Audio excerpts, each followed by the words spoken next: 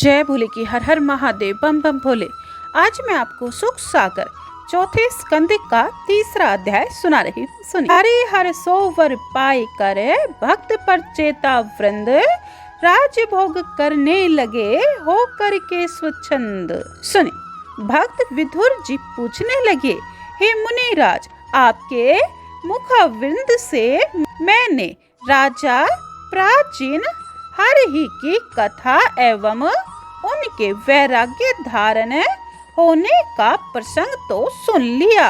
अब आप यह बताइए कि उनके पुत्रों ने समुद्र के जल में खड़े होकर तथा मंत्र स्रोतों को जपते हुए श्री हरि भगवान तथा श्री रुद्र भगवान का समान भाव से परम तप किया। फिर इनके पश्चात तप बल से उन्होंने श्री विष्णु जी से मन वांछित वरदान भी पा लिया। पुनः उन्होंने क्या कार्य किया, सो वह कथा मुझको स्पष्ट रूप से सुनाइए।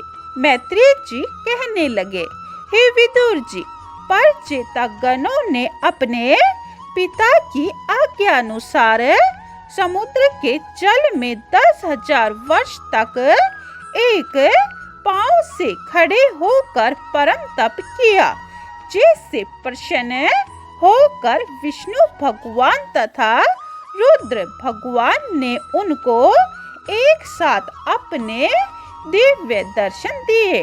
तब रुद्र उपासकों को भगवान रुद्र के दर्शन हुए तथा श्री हरि वासुदेव के उपासकों को विष्णु भगवान के दर्शन हुए। पर चेताओं के मन में शिव और विष्णु में कोई भेदभाव न था, अतः भगवान विष्णु उनके रुद्र स्तोत्र के जप से अत्यंत संतुष्ट हुए और उन सब पर चेताओं को भगवान विष्णु वरदान देते हुए बोले, हे राजपुत्रो, मैं तुम्हारी तपस्या से अत्यंत प्रसन्न हुआ हूँ। तुम सब अपनी अपनी इच्छा अनुसार मुझसे वरदान प्राप्त करो।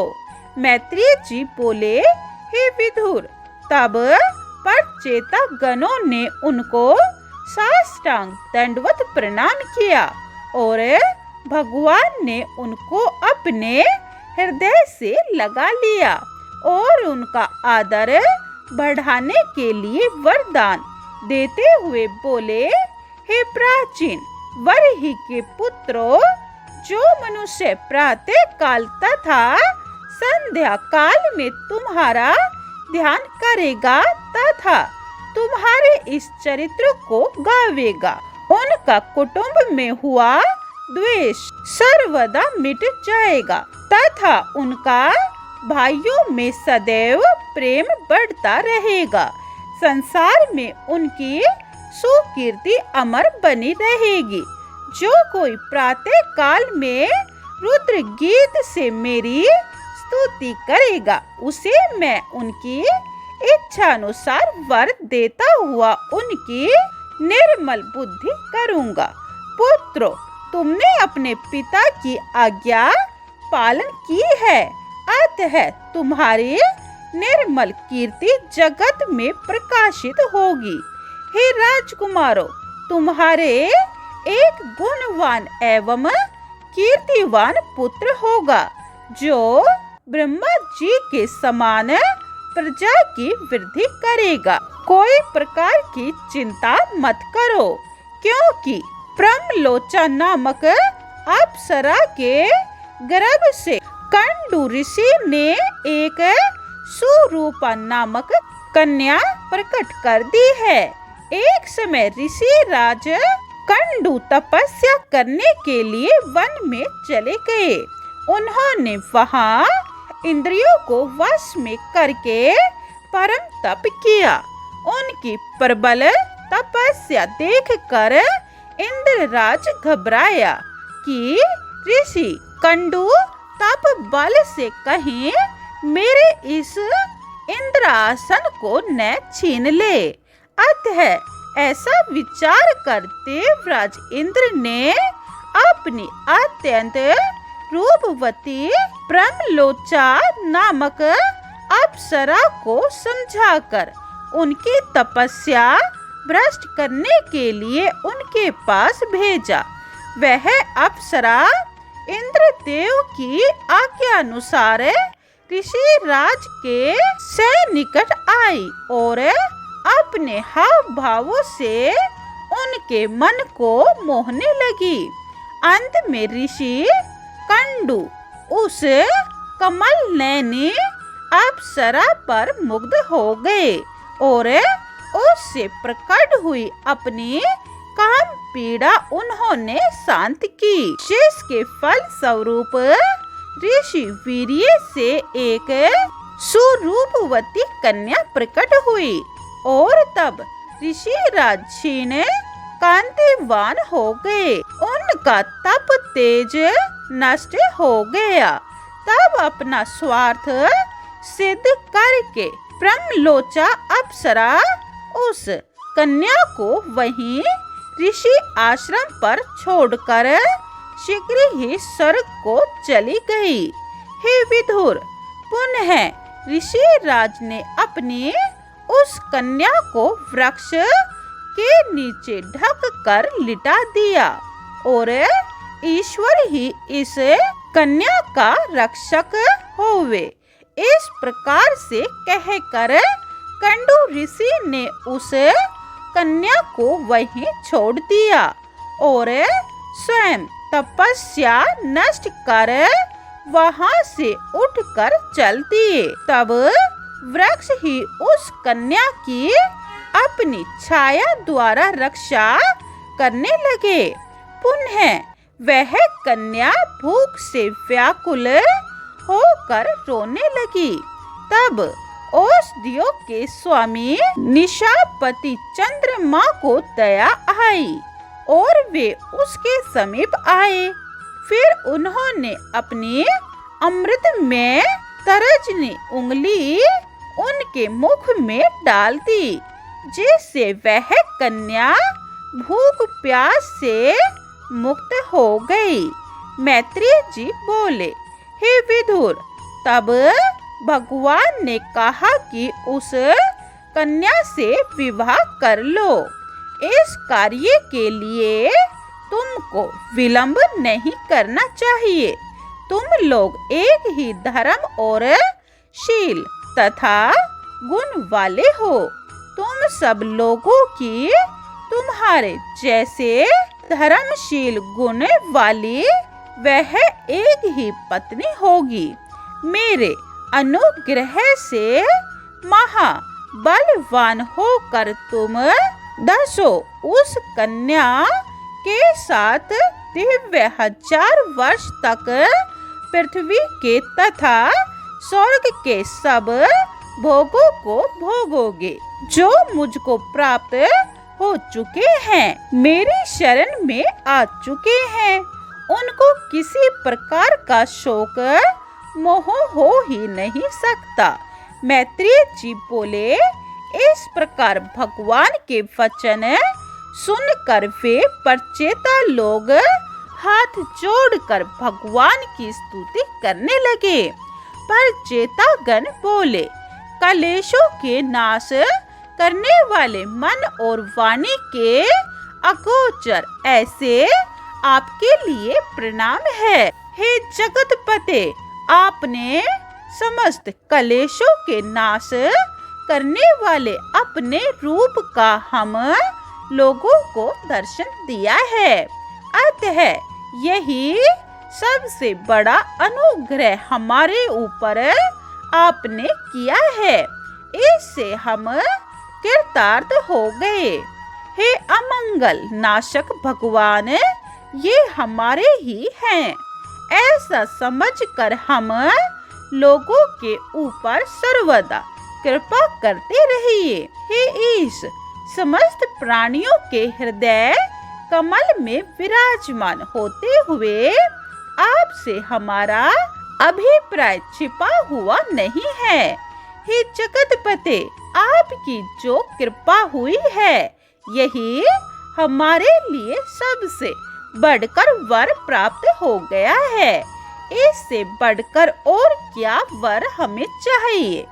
जिस प्रकार भोरा कल्प वृक्ष को पाकर फिर किसी वृक्ष की चाहना नहीं करता है, उसी तरह आपके चरण बिंदु को प्राप्त करके हम लोगों को अब किस वरदान की अभिलाषा अविशिष्ट रह जाती है, अर्थात किसी की भी नहीं। किंतु हे भगवान, फिर भी हम यह वर चाहते हैं कि कर्मों से जिस जिस योनि में जाना पड़े उस योनि में आपके भक्तों का सत्संग हमें प्राप्त होता रहे।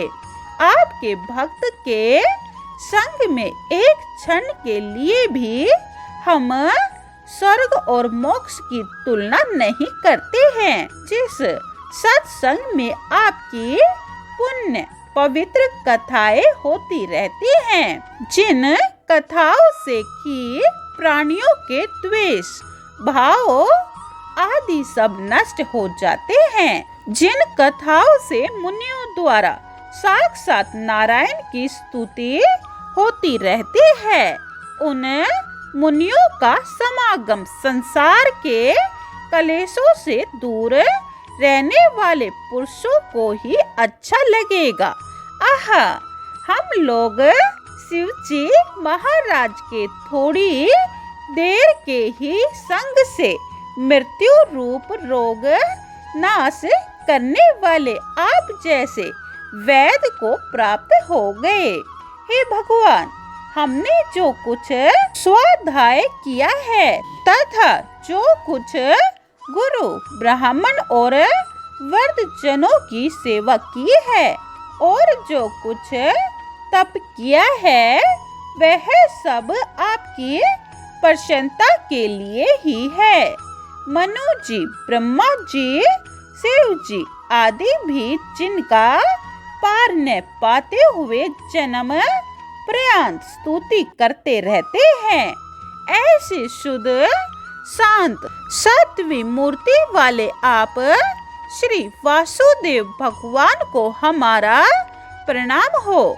मैत्रेय जी बोले, इस प्रकार स्तुति किए गए भगवान अपने धाम को चल दिए।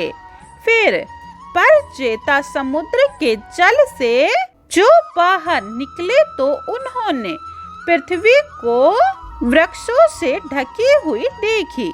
उन वृक्ष लताओं को नष्ट करने के लिए उन्होंने अपने मुखों से अग्नि और वायु को प्रकट किया। इस प्रकार समस्त वृक्ष और लताएं जलने लगी। तब ब्रह्मा जी वहां आए और उनके क्रोध को शांत करने के लिए जलने से बचे हुए वृक्षों से कन्या लेकर उनके लिए दे दी। उन परचेता गणों ने ब्रह्मा जी की आज्ञा से वर्षा नाम की कन्या के साथ विवाह कर लिया। यह कन्या कंडू ऋषि से अप्सरा में उत्पन्न हुई थी तथा जिसका पालन पोषण वृक्षों ने किया था। इसका दूसरा नाम मारिशा था। उन परचेता गणों से इस कन्या के गर्भ से दक्ष नामक पुत्र उत्पन्न हुआ। पहले यद्यपि दक्ष ब्रह्मा जी के पुत्र थे, किंतु शिव जी के अपमान करने के अपराध के कारण उनको दक्षिण वंश में जन्म ग्रहण करना पड़ा। यह वही दक्ष प्रजापति हैं जिन्होंने कि चाक्षुष मनवंत्र में काल वंश पूर्व देह के नष्ट हो जाने पर भगवान की आज्ञा से मानसिक प्रजा की सृष्टि की थी। उत्पन्न होते ही जिन दक्ष जी ने सब तेजस्वियों के तेज को अपने तेज से ढक दिया था। कर्मों में दक्ष यानी चतुर होने के कारण ही सब लोग इनको दक्ष कहते हैं। भगवान ब्रह्मदेव ने इनको प्रजा की सृष्टि करने के लिए प्रजापति पद पर अभिषेक किया। फिर दक्ष ने अन्य मरीचि आदि प्रजापतियों को प्रजा की सृष्टि करने के लिए आज्ञा दी। 30वां अध्याय समाप्तम। जय भोले की। 31वां अध्याय यह है आप दूसरी वीडियो में सुने। बोलिए ओम नमः भगवते वासुदेवाय। जय भोले की। हर हर महादेव। बम बम भोले। अगर आपको शिव महापुराण और सुख सागर पूरी सुनी है तो यह चैनल सब्सक्राइब कर ले और कमेंट में जय भोले की लिखें। जय भोले।